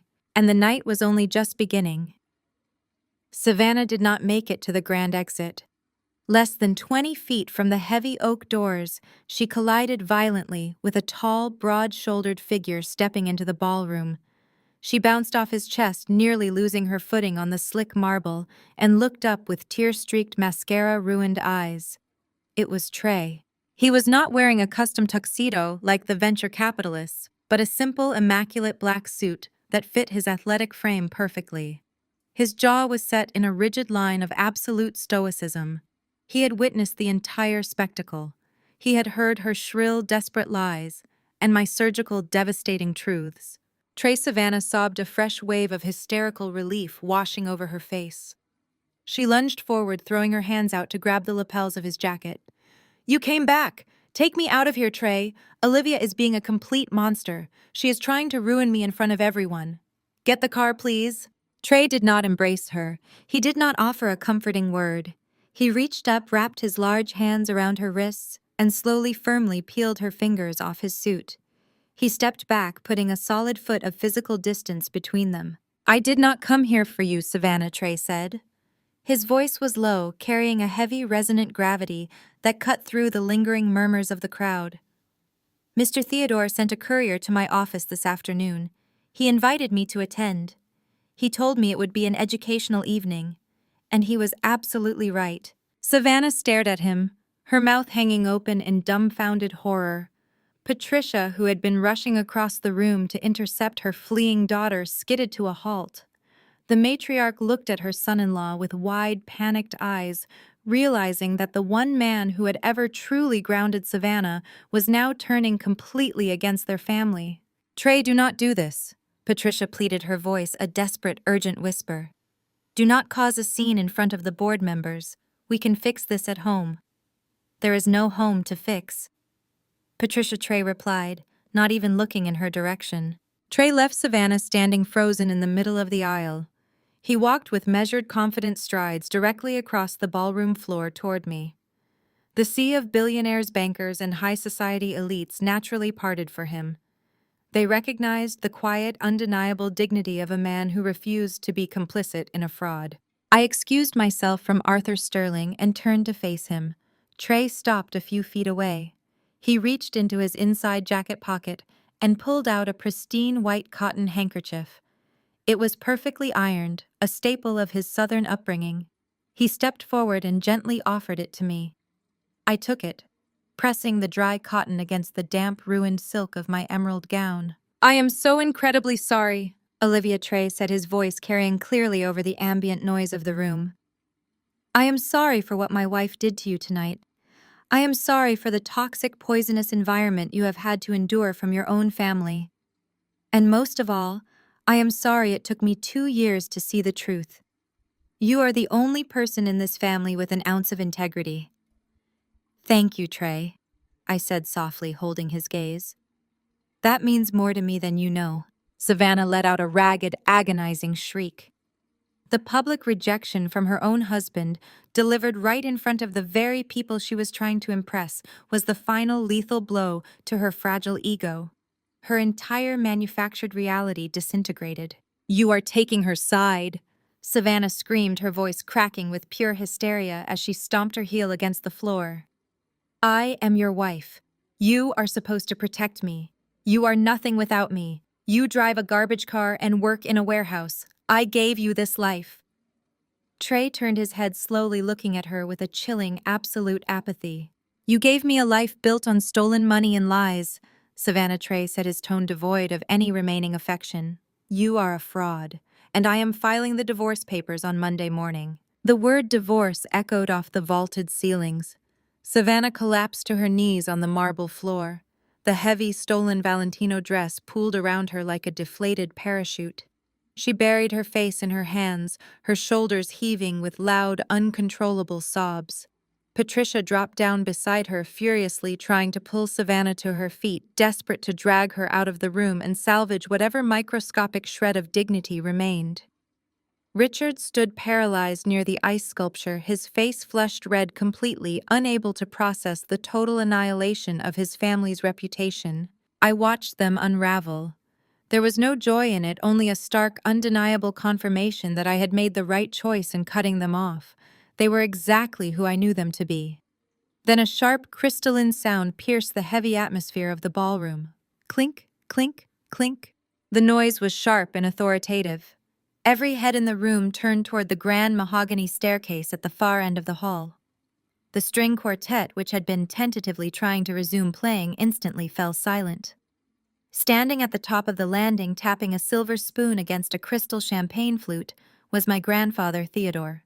He was 82 years old, relying heavily on a polished wooden cane, but he radiated an intimidating gravitational power. He wore a classic immaculate tuxedo, his silver hair slicked back, his sharp, piercing blue eyes scanning the crowd below. He did not look at the board members. He did not look at Arthur Sterling. His gaze swept directly past Patricia, who was still struggling to pull a weeping Savannah off the floor. Theodore's eyes locked entirely onto me. He gave a single approving nod. He slowly lowered the crystal flute and handed it to a waiting attendant. He stepped up to the brass microphone positioned at the center of the landing. The feedback whined for a fraction of a second before settling into a deep, commanding silence. The entire estate held its breath. The patriarch had arrived and the main event was about to begin. Theodore tapped the microphone twice. The sharp thumps echoed through the sound system, demanding the absolute attention of every executive, investor, and socialite in the grand ballroom. He leaned against his polished wooden cane, his posture impossibly straight for a man of 82 years. He looked out over the sea of faces, his piercing blue eyes sweeping past the wealthiest power brokers in the state, finally settling on Patricia.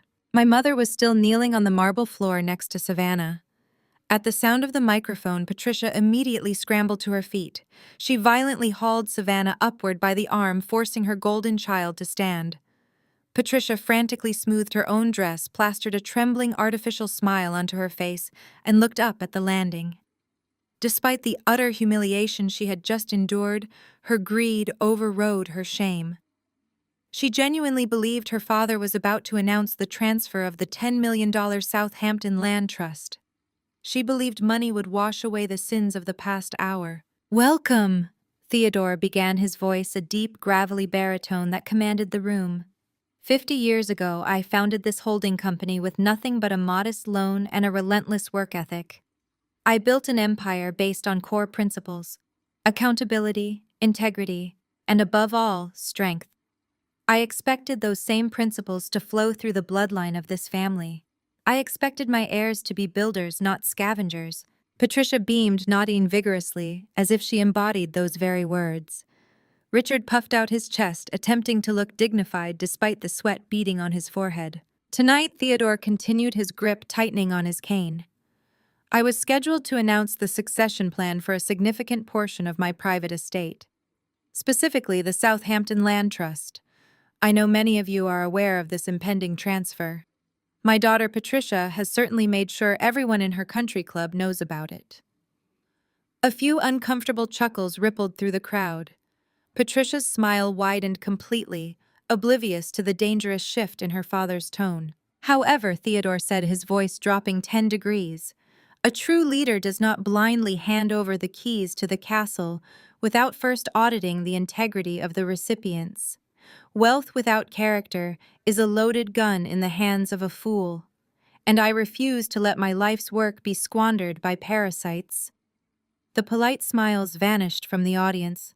The heavy, oppressive silence returned to the ballroom. Theodore gestured to a production assistant standing near the soundboard. "Dim the lights," Theodore ordered. The grand chandeliers overhead faded to a low glow. Behind Theodore, the massive wall-to-wall projection screens typically used for corporate presentations and quarterly earnings graphs flickered to life. The guests turned their attention to the screens, expecting a polished documentary about the history of the holding company. Instead, the screens displayed a stark black-and-white security camera feed. The timestamp in the bottom right corner showed a Friday evening exactly 3 weeks ago. The location overlay read, "Mount Sinai Emergency Room, Trauma Bay 4. A collective murmur of confusion washed over the crowd. I stood perfectly still, watching the screens. I knew exactly what footage he had acquired. The silent video showed me lying on a hospital gurney, drenched in sweat, clutching my abdomen in agony. The camera angle perfectly captured the frantic movements of the emergency room staff. Dr. Evans was visible hooking up IV lines and thrusting a surgical consent clipboard into my trembling hands.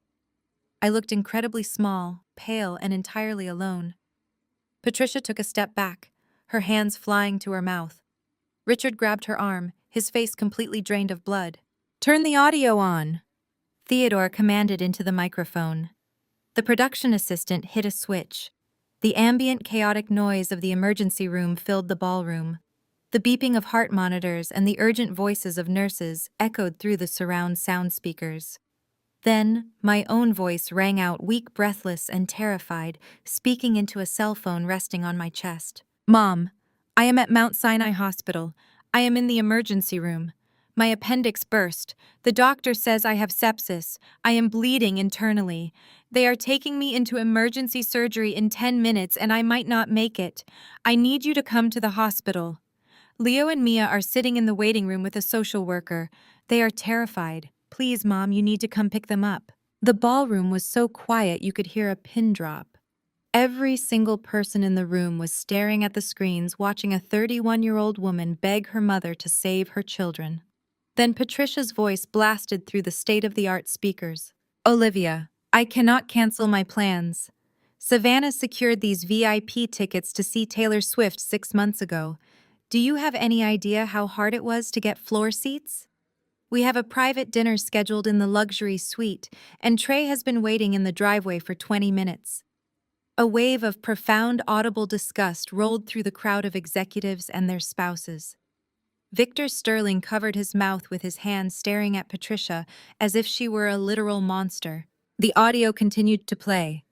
The entire ballroom listened to Savannah screaming in the background about concert merchandise and good lighting. They listened as Patricia called my life-threatening medical emergency a nuisance and a burden. They listened as my own mother told me to call a rideshare and figure it out myself because I was stealing the spotlight from my sister. The audio culminated with Patricia's final venomous strike. "Have your surgery, take some painkillers, and we will call you on Monday when the weekend is over. Do not call this number again tonight. I am turning my phone off during the opening act." A loud, sharp click echoed through the ballroom, followed by the drone of a dial tone. The screen went black. The chandeliers slowly illuminated back to full brightness. Patricia was hyperventilating. She looked around wildly, but there was nowhere to hide. The elite society she had spent decades trying to impress had just witnessed her absolute moral bankruptcy. She had been publicly executed in high definition. Savannah was covering her ears, sobbing uncontrollably. Richard looked like he was about to pass out. Theodore gripped the microphone, his eyes blazing with a cold, righteous fury. "That is the woman who expected me to hand over a $10 million estate tonight," Theodore said, his voice vibrating with absolute disgust. "A woman who left my great-grandchildren sitting in a hospital waiting room so she could drink champagne at a pop concert while her eldest daughter was bleeding to death." Theodore stepped away from the microphone stand, gripping his cane, and walked down to the first landing of the staircase so he could look directly down at Patricia. "You thought I was a foolish old man," Patricia Theodore said loudly. "You thought you could feed me lies about Olivia being mentally unstable and financially irresponsible while portraying Savannah as your perfect prodigy. But I am an investor. I deal in data, not fairy tales. When you asked me for a bridge loan last year to cover your extravagant country club renovations, I noticed a discrepancy in your financial disclosures. So I did exactly what I do when a subsidiary company shows irregular losses. I hired a forensic accountant." Patricia let out a choked gasp. She stumbled backward, practically colliding with a waiter. "I have had a team of financial investigators tracking your household for the past 12 months.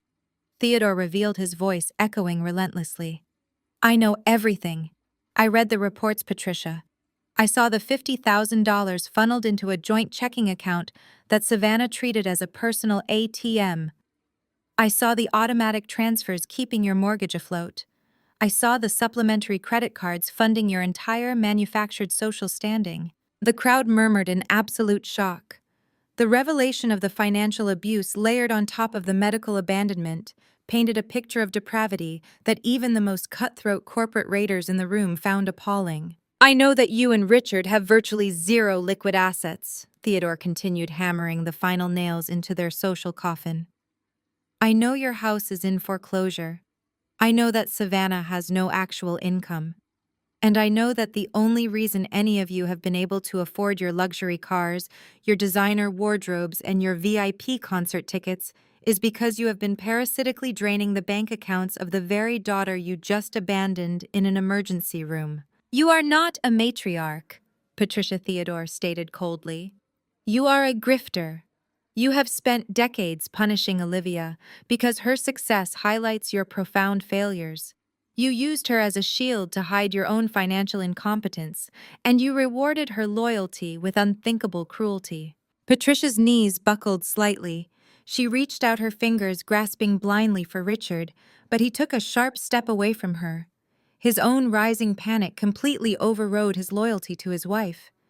The elite society they had spent decades trying to impress was currently staring at them with unfiltered naked disgust. "Dad, please," Patricia gasped, her voice entirely stripped of its usual haughty resonance. "You cannot do this in front of everyone. We are family. I am your daughter. We can explain everything in private." "Explain what?" Patricia Theodore asked, his voice booming relentlessly through the sound system. "Explain how you justified buying concert merchandise while your daughter's organs were shutting down. Explain how you managed to sleep at night, knowing you were stealing from the woman who paid for the very roof over your head. There is no explanation that cures this level of rot. And I refuse to handle this in private because your entire existence is built on a public lie. You wanted the spotlight tonight. You wanted everyone in this room to witness your elevation to the head of this family.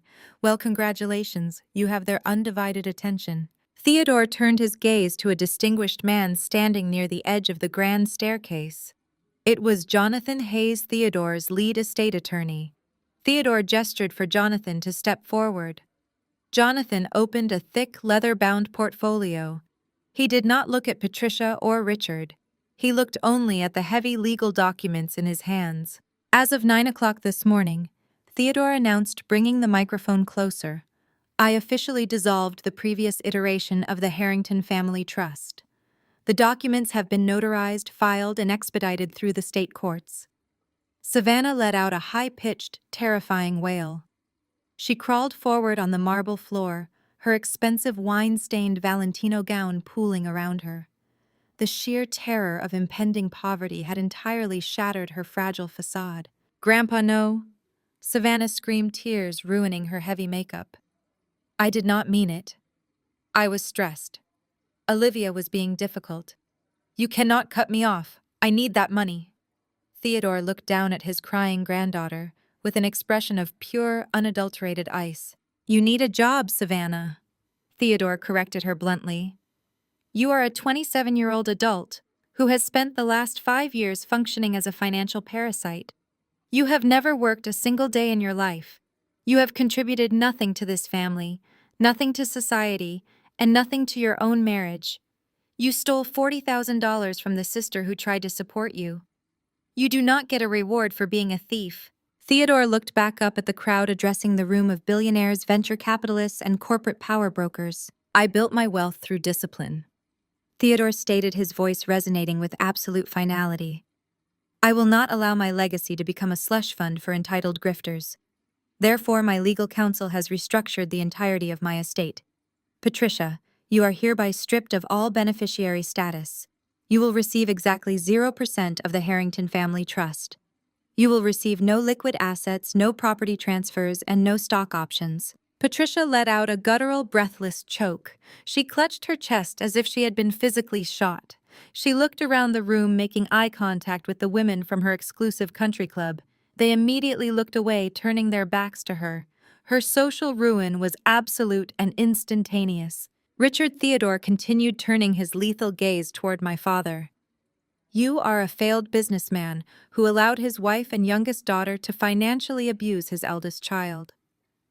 You sat back and played golf while Olivia paid your mortgage. You are entirely stripped of any executive privileges within my holding company. Your seat on the advisory board is revoked effective immediately. You will surrender your corporate access badges and your company vehicles before you leave this estate tonight." Richard opened his mouth to protest. His face was a deep, alarming shade of crimson, but no words came out.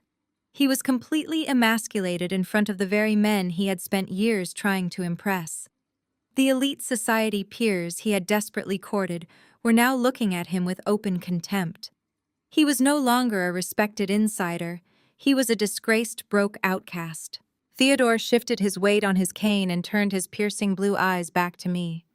The anger in his expression melted away, replaced by a profound, unmistakable pride. A true legacy requires strength, Theodore said, his voice softening just a fraction, though it still carried clearly through the ballroom. It requires the ability to stand firm when the world tries to break you. It requires the integrity to build an empire with your own two hands and the courage to sever the dead weight dragging you down.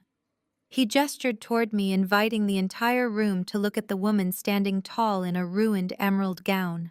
Olivia has proven she is the only person in this bloodline worthy of carrying the Harrington name into the next generation, Theodore declared.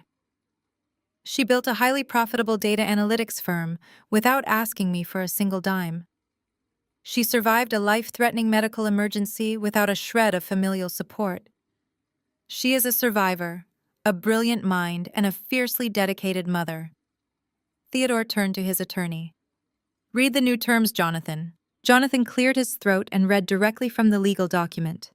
Effective immediately, 60% of the Harrington Family Trust, including the entirety of the Southampton Land Trust, and the controlling voting shares of the primary holding company, are transferred directly to Olivia.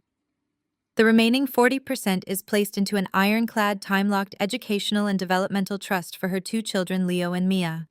Patricia, Richard, and Savannah are permanently excluded from any future claims distributions or legal challenges to this estate. The ballroom erupted. It was not a chaotic noise, but a wave of distinguished, enthusiastic applause from the corporate elite. They were ruthless businessmen, and they recognized a brilliant succession plan when they saw one. Arthur Sterling actually clapped his hands, giving me a nod of deep professional respect. They were applauding my elevation, and they were applauding the public execution of the parasites who had tried to destroy me. Patricia fell to her knees next to Savannah. The two women kneeled on the cold marble floor, completely ruined. They were stripped of their wealth, their social standing, and their false narratives. They had walked into the gala expecting to be crowned royalty, and they were leaving as disgraced, penniless pariahs. They would wake up tomorrow morning to a foreclosed house, frozen credit cards, and a society that had permanently locked its doors to them. I stood perfectly still, letting the applause wash over me. I did not feel a single ounce of guilt. I felt the pure, undeniable weight of absolute victory. The financial blade had fallen, and justice was finally served. The financial blade had fallen, and justice was finally served. Savannah remained on the floor, the cold marble biting into her knees. The reality of her absolute destitution crashed over her. The designer clothes, the luxury vehicles, the country club brunches, all of it was gone. She had no trust fund to fall back on. She had no sister to steal from. She looked at her parents, Patricia and Richard, but they were paralyzed by their own catastrophic ruin, staring blankly at the polished shoes of the executives who had turned their backs on them. Panic, raw and animalistic, seized Savannah. She needed a lifeline. She needed someone to shield her from the searing judgment of the ballroom. Her manic, tear-streaked eyes darted desperately through the crowd until they locked onto a familiar, sturdy figure standing near the edge of the grand staircase. Trey. He was standing perfectly still, his hands resting easily at his sides. He did not look at her with pity. He looked at her with the clinical detachment of a man observing a stranger. Savannah scrambled upward, her high heels slipping on the slick floor. She hitched up the heavy wine-stained fabric of her Valentino gown and stumbled toward him. The elite guests parted to let her through, pulling their expensive coats and silk dresses away, as if her failure were contagious. Savannah cried out, her voice a ragged, breathless plea. She threw herself at his chest, her hands grasping desperately at the lapels of his immaculate black suit. Trey, please. You have to help me. You have to talk to him. Go talk to Grandpa Theodore. He likes you. He respects you because you work hard. Tell him I will change. Tell him I was just stressed and confused. Trey did not wrap his arms around her. He did not pull her close or whisper words of comfort. He stood as rigid as a stone pillar, letting her frantic hands claw at his jacket. Please! Savannah begged, fresh tears carving dark mascara trails down her cheeks. I will be a better wife, I promise. We do not need their toxic money anyway. We can just be together. You make enough to support us. I can learn to budget. I will sell some of my bags. Just take me out of here and protect me. You promised to protect me when we got married. Trey looked down at the woman clawing at his chest. The profound exhaustion in his eyes had entirely evaporated, replaced by a crystalline, unbreakable resolve. He reached up, grasping her wrists with firm, inescapable strength, and slowly peeled her fingers off his lapels for the second time that night. He stepped back, creating an insurmountable physical boundary between them. "You are not sorry," Savannah Trey said. His voice was not loud, but the deep, steady timbre carried easily through the hushed ballroom. "You are not sorry that you left your sister to die in a hospital. You are not sorry that you stole $40,000 from a single mother. You are only sorry that the bank vault slammed shut and the entire world just watched it happen." "Trey, no, that is not true," Savannah sobbed, reaching out for him again. Trey held up a single hand, stopping her dead in her tracks. "Do not touch me," he commanded. His tone was devoid of anger, which made it infinitely more devastating. It was the sound of total indifference. "You do not want a husband, Savannah. You want a human shield. You want a host to attach yourself to, now that your primary source of income just legally disowned you." He looked her up and down, taking in the ruined designer dress and the pathetic, crumbling facade of the influencer she pretended to be. "I work 50 hours a week in a warehouse to build an honest life." Trey continued, his words ringing with absolute dignity. "I pride myself on my integrity. I pride myself on earning what I have. I spent 2 years loving a woman who did not actually exist. The woman standing in front of me is a stranger. A cruel, entitled, greedy stranger who thinks a marriage vow is just another credit card she can max out." Savannah shook her head violently, her breath catching in her throat.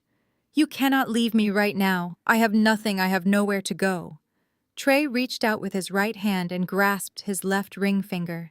He smoothly and deliberately slid the gold wedding band off his hand. The metal glinted under the massive crystal chandeliers overhead. "You have your parents," Trey said coldly, gesturing toward Patricia and Richard, who were still cowering near the ice sculpture. "You three deserve each other. You can all figure out how to pay the rent together." He reached over to a nearby high-top cocktail table and gently placed the gold band onto the glass surface. The soft clink of the metal hitting the glass resonated with finality. "I am filing the divorce papers first thing Monday morning," Trey announced, making sure his words were absolutely clear. "Do not call my phone. Do not show up at my apartment. My lawyer will contact yours, assuming you can afford to hire one." Savannah let out a weak, suffocated gasp and collapsed against a marble pillar, sliding down until she was sitting on the floor, completely defeated. Trey did not give her a second glance. He adjusted the cuffs of his suit jacket and turned his attention to the landing. He looked up at Theodore, offering the billionaire patriarch a firm, respectful nod. Theodore returned the gesture, acknowledging a man of genuine character. Trey then shifted his gaze to me. He did not smile, but the look in his eyes communicated a profound, silent solidarity. He turned on his heel and walked straight down the center aisle of the ballroom. He did not rush. He walked with the slow, measured pace of a man who had just reclaimed his entire life. The heavy oak doors were pulled open by the estate staff, and Trey stepped out into the cool autumn night, leaving the wreckage of a toxic family entirely behind him. The heavy oak doors clicked shut behind Trey, sealing his departure and leaving a suffocating void in the grand ballroom. The silence that followed was absolute. The elite society of New York, a crowd that thrived on power and leverage, collectively turned their backs on the disgraced trio. My grandfather Theodore handed the microphone back to the production assistant. He leaned on his polished cane, gave me one final validating nod, and slowly descended the staircase to join his attorney. He did not even glance at Patricia or Richard. They had ceased to exist in his world.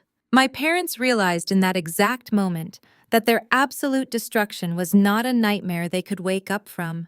It was their new permanent reality. Their luxury cars were gone, Their country club memberships were void. Their sprawling suburban fortress was actively being repossessed by the bank. The panic that seized them was primal. Stripped of Theodore's protection and Trey's income, they had only one lifeline left in the entire world. Me.